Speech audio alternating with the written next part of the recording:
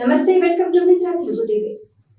గత 2 రోజుల క్రితం అదృశ్యమైన చిన్నారి పావని కేసును ఛేదించారు పోలీసులు.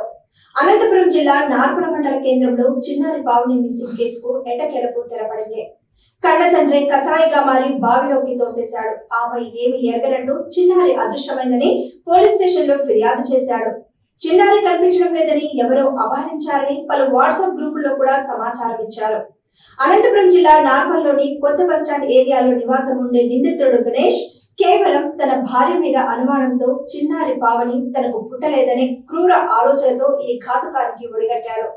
హత్య చేసేందుకు పథకం వేసి నార్మల కొత్త బస్టాండ్ వద్ద ఉన్న గుడ్ల బావిలోకి తోశాడు. అయితే అనంతపురం జిల్లా ఎస్పీ గౌతమిశాలి చిన్నారి తల్లిని వారి ఇంటికి వెళ్లి వివరాలను తెలుసుకుని ధైర్యంగా ఉండాలని, త్వరలోనే చిన్నారి ఆచూకీ కనుక్కుంటామని చెప్పిన మరుసటి రోజే ఈ ఘోర నిజాన్ని పోలీసులు ఛేదించారు. ముమ్మరంగా గాలింపు చర్యలు చేపట్టిన పోలీసులు గణేష్ నుండి అసలు విషయం రాబట్టగా కేవలం తన భార్య మీద అనుమానం, చిన్నారి పావని తనకు పుట్టలేదనే అపనమ్మకంతోనే ఈ కిరాతక చర్యకు పాల్పడినట్లు పోలీసుల ముందు ఒప్పుకున్నాడు. చిన్నారి పావని హత్యపై CI Sridhar, SI Rajasekhar Reddy media సమావేశం ఏర్పాటు చేసి కేసు వివరాలను వెల్లడించారు. ఈ నెల అనగా జూన్ 20వ తేదీ సాయంత్రం 6 గంటలకు నార్పల పోలీస్ స్టేషన్లో ఎస్ఐ రాజశేఖర రెడ్డి గారు ఉండగా ఈడిగా గణేష్ అనే ఒక అతను వచ్చి తన కూతురు కనిపించలేదని కంప్లైంట్ ఇవ్వడం జరిగింది. అతని కూతురి పేరు పావని, 5 సంవత్సరాలని చెప్పడం జరిగింది. అదే రోజు 3:30 నుంచి కనిపించలేదంటే వెంటనే మా ఎస్ఐ గారు గర్ల్ మిస్సింగ్ కేసు కింద నమోదు చేసి టీంలు ఏర్పాటు చేసుకొని ప్రాబబిలిటీ ఛాన్స్ ఏమైనా పాప ఎక్కడ మిస్ అయింది, లేక ఎక్కడ ఆడుకుంటూ పడిపోయిందని పాత భవనాలు, బాయిలు, కుంటలు ఇట్లాంటివన్నీ వెతికించడం జరిగింది. అదే క్రమంలో ఏదైనా క్రిమినల్ యాంగిల్ ఉందామని ఆ యాంగిల్లో కూడా మా ఎస్పీ గారు మేడము, మా డిఎస్పీ శివారెడ్డి గారు చెప్పడం వల్ల క్రిమినల్ యాంగిల్లో కూడా ఎవరైనా కిడ్నాప్ చేశారనే యాంగిల్లో కూడా టీమ్స్ ఏర్పాటు చేయడం జరిగింది. ఈరోజు అనగా 22వ తేదీ 8:30 ప్రాంతంలో ఒక మేము అలా చూసుకుంటూ పోతుంటే ఏమన్నా బాయిలు ఏమన్నా పడిందేమని వెతుకుతుండగా ఇక్కడే మన పోలీస్ స్టేషన్ దగ్గరలోనే ఒక బాయిలో వెతుకుతుంటే ఎస్ఐ గారును, నేను, పెద్ద మనుషులు, మా స్టాఫ్ అంతా వెతుకుతుంటే అక్కడ వాళ్ళ ఫాదర్ ఎవరైతే కంప్లైంట్ ఇచ్చారో ఈడిగా గణేష్ అనే అతను చచ్చాడుతో కనిపించినాడు.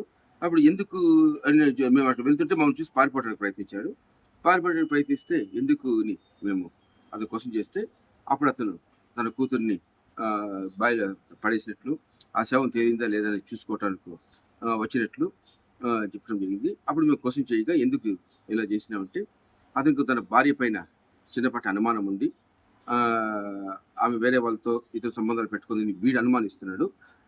దాని తర్వాత ఇంకా స్ట్రాంగ్గా తన కూతురు నాకు పుట్టలేదేమో అని చిన్న అనుమానం కూడా వీళ్ళకు ఎప్పటి నుంచి మదిలో ఉంది.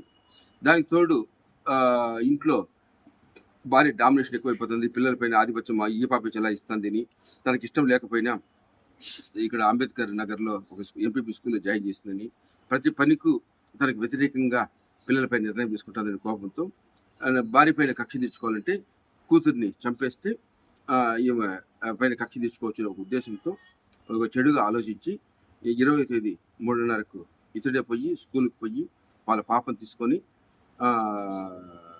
అలా నడిపించుకుంటూ బావి మాటలు చెప్పి నడిపించుకుంటూ బావి దగ్గర ఈత నేర్పిస్తాను రా అన్నట్లు పిలుచుకొని పోయి ఆ పాప అలా చూస్తుండగా తోసేసి ఏమీ ఎరగనట్లు బ్యాగ్ తీసుకొని పాప ఎక్కడ మిస్ అయింది అని అమాయకంగా వచ్చి కంప్లైంట్ చేయడం జరిగింది.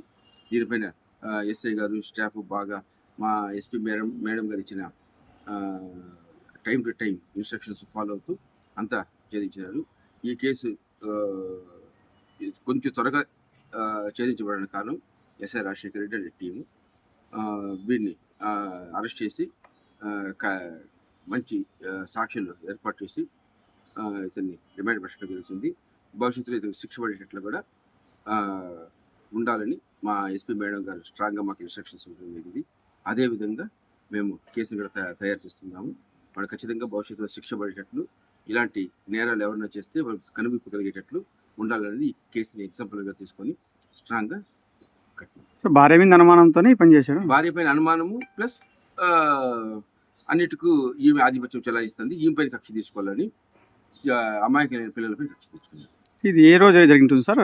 అదే రోజు 20వ తేదీ 3:30 అంటే 4 గంటల ప్రాంతంలో తోసేసినట్లున్నాడు. ఆయన ఎంతగానే ఒప్పుకున్నాడా లేకుంటే ఎట్లా సార్? అదే ఒప్పుకున్నాడు. సార్ ఇద్దరు పిల్లలు ఉండే కూతుర్ని ఎందుకు తీసుకుపోయి చంపేశారు సార్? కూతురే తనకు పుట్టలేదని ఒక అనుమానం ఎక్కువ ఉంది.